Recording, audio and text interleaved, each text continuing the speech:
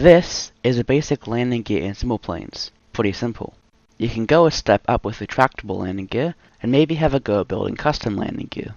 And then this is what happens when you spend 2 whole weeks on just the main gear. This landing gear has everything from modeled ribs, to many hydraulic lines, to pistons on the gear door, to even actual fuselage rivets. And the best part? It's not even done. In this video, I will be explaining everything I've done to the SWL-120's landing gear over the last few weeks. I'll also explain some of the other updates, as well as doing some work on the LockLink Actuator piston. So, let's get started.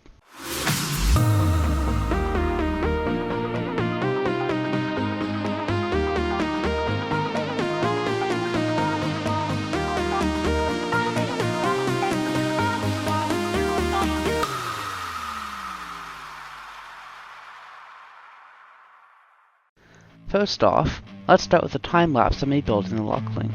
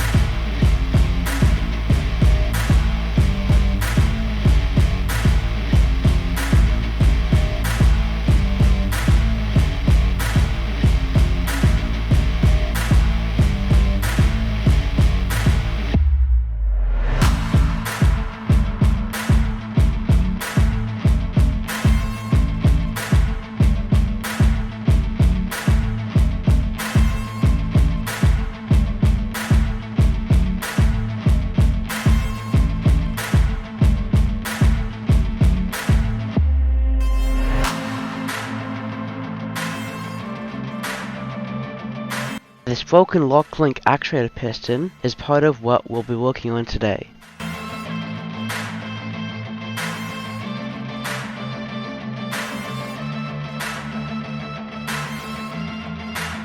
When I made my hydraulic system, a lot of stuff around the plane just broke because I had to have low pressure and high pressure instead of just being on.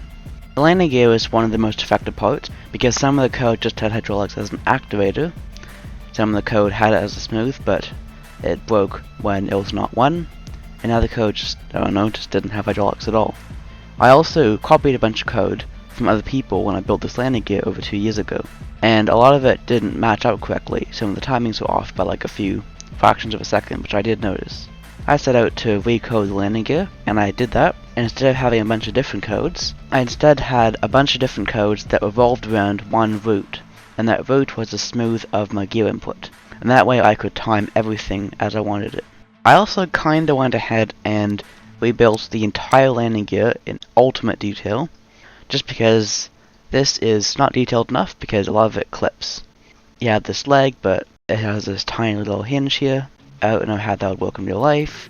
Then you have this which just blatantly clips through the leg.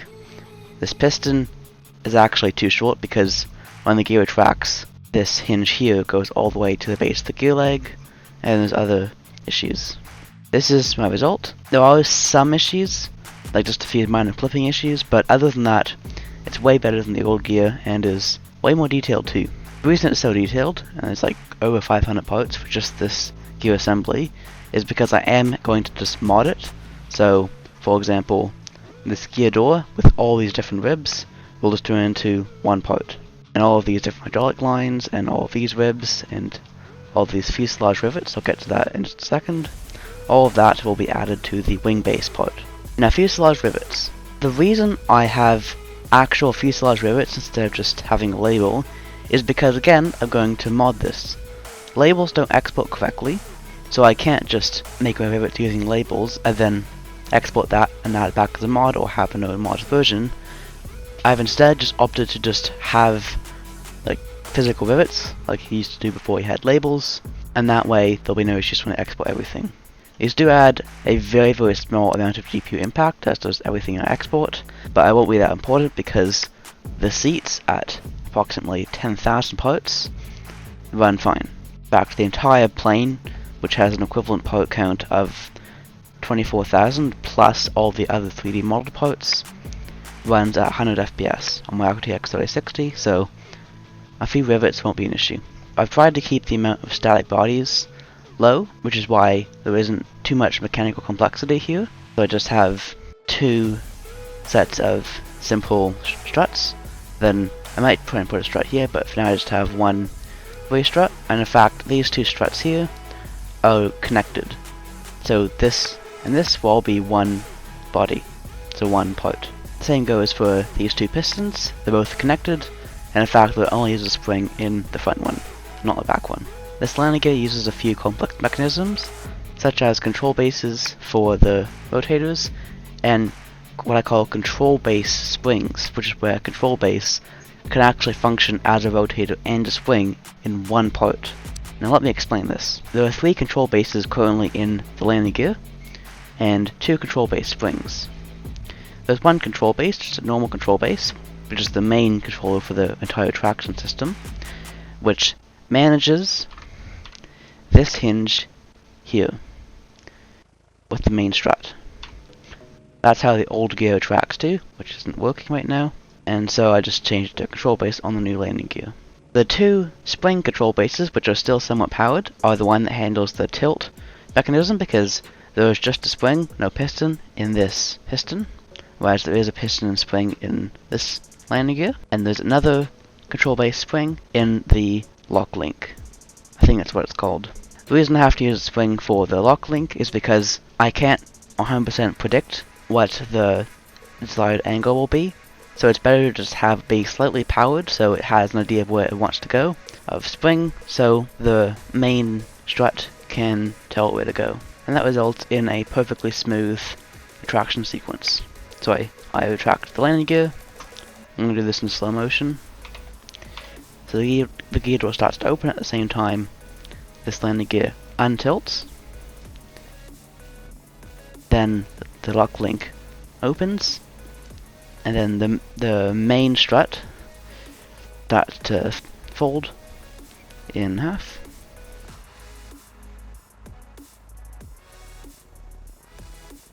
And it forces the lock link to bend as well.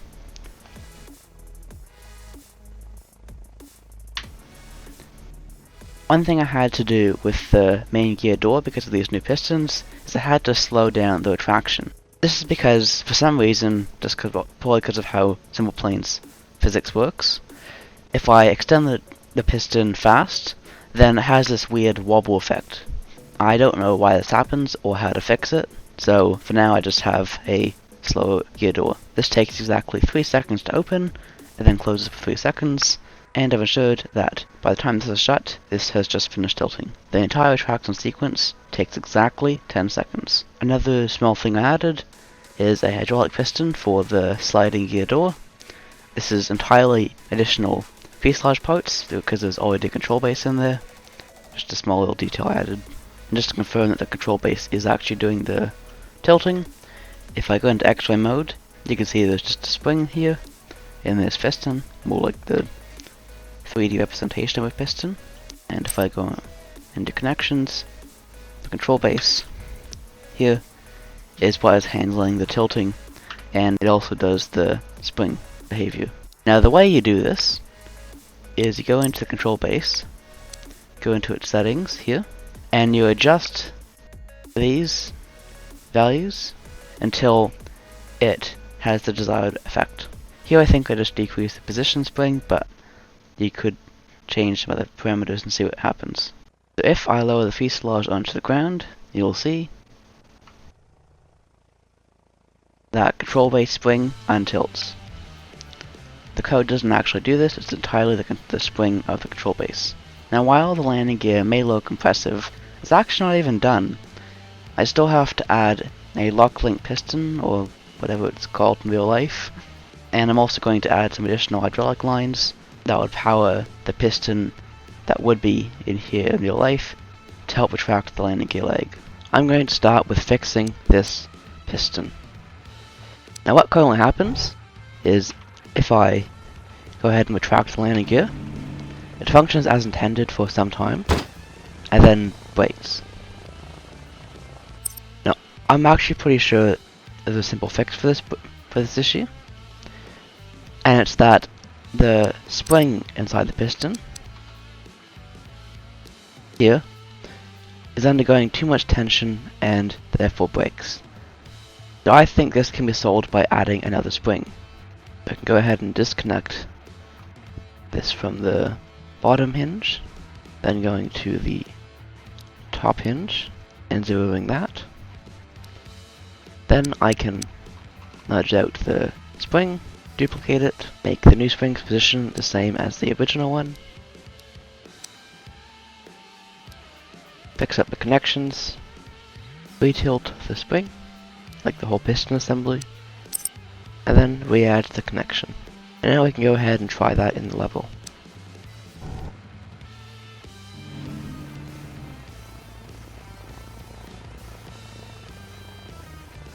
And it works. There is one issue though. So the spring works.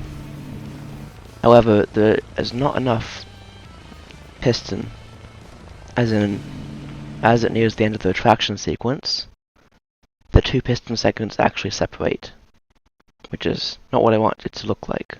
Now I think one way to fix this is to ever so slightly increase the length of the whatever this part is called, the shiny bit. So I just need to untilt the piston again, slightly increase the length of this part. Yeah, that looks about right. I can increase the length of this part again. Then I can re-tilt the piston, re-add the connection, and then try it again.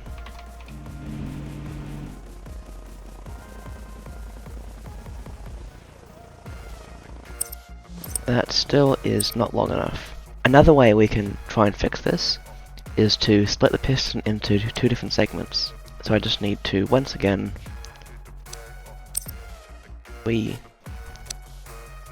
tilt it again so it's perfectly straight. I can decrease the length of this back to normal, nudge that out of the way.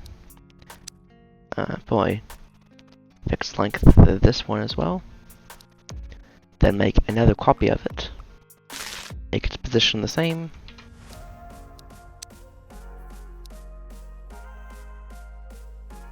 And now we're going to adjust the connections. I'm going to find the spring that's connected to the bottom, which is this spring here. Then instead of being connected to that spring, we can make it be connected to this piece. And then this piece can be connected to this spring.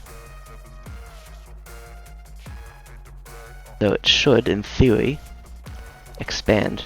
So like extend the length of the two sections. I'm not sure what's going to happen, but there's only one way to find out, and that's to try it in-game.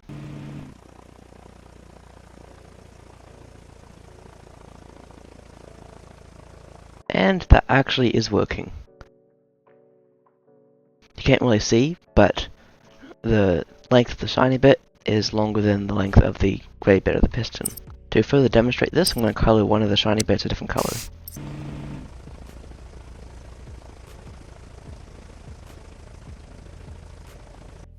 And as you can see, the red bit is what the shiny bit used to be, and then we added the second spring and shiny piece, I'm not sure there's a name for it probably, and the second piece extends beyond the range of the original piece. And that is this piston done. There is one last thing I need to do with this piston. Aside from changing the paint back, I just need to add it onto the actual landing gear. Now upon installing this onto the main landing gear, like the newer one, I have noticed some issues. So First of all, the lock link sags a bit when the piston is installed, and then second of all, when it fully retracts, this sliding gear door is not fully aligned, and if I zoom in, you can see that it fixes itself as soon as the main gear starts to extend.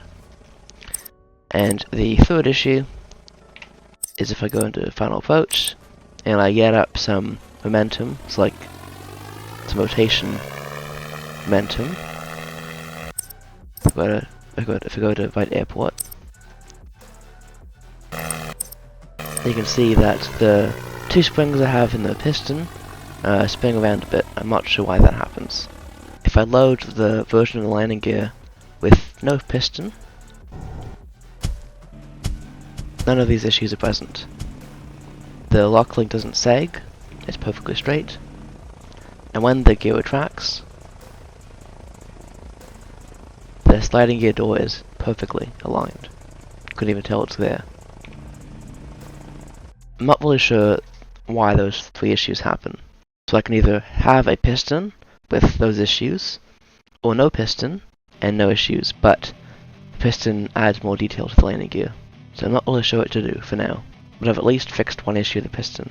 So a slight update, I've done some work off camera, and I think I've actually fixed the piston. So if I load the level, and retract the landing gear, first of all, this lock link here, it's not sag at all, or it sags very slightly.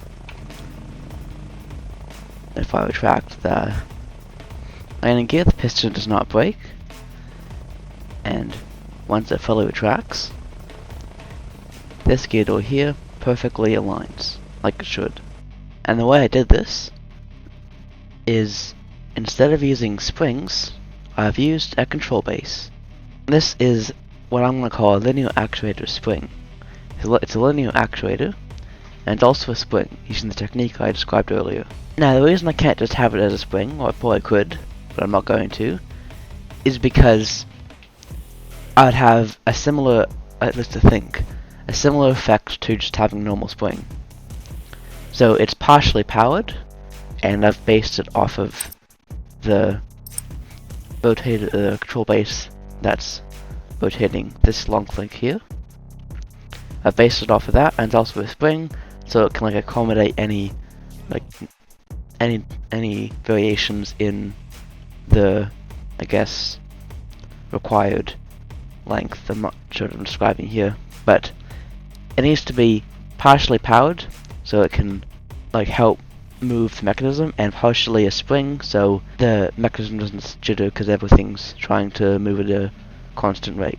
The end result is what I think is actually a finished landing gear mechanism, as in all of the 3D static bodies are all done.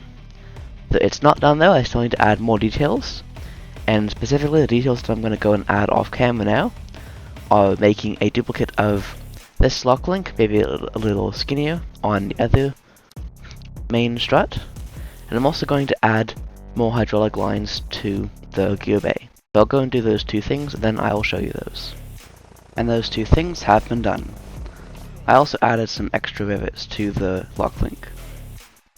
Now the reason why I'm only going to have one lock link actuator piston is because I'm just going to say these two are, I guess, connected mechanically, as in there's an axle that runs through the main gear leg, and so I only need one piston because the piston doesn't actually do any retraction, like I'm talking about how it would work in real life. In real life, all it will do is just lock or unlock the mechanism, so all it needs to do is just hold this in place, which doesn't really take much effort. And since this is connected to the other one, I only need one piston anyway. Then the hydraulic lines are pretty simple. If I just open the gear door,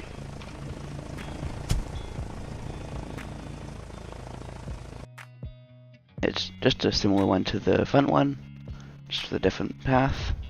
So there are 3 lines, and then when I come to this box, one of them disappears, and I'll just say that is to power something inside here, which doesn't exist, but in real life I guess that would be how it worked. I don't really know, it just looks detailed. And with that, that will be it for this video. In between this video and my next video, I will duplicate this landing gear to the other side. And in my next video, I will be doing some work on the front landing gear, and I'll also be explaining what's new on the wings, because I've added a few new things to the wings. I've also been doing a bit of 3D modeling on the wings to add extra detail that I couldn't add in-game. So I hope you enjoyed, make sure to like, comment, and subscribe, and I'll see you in my next video. Bye!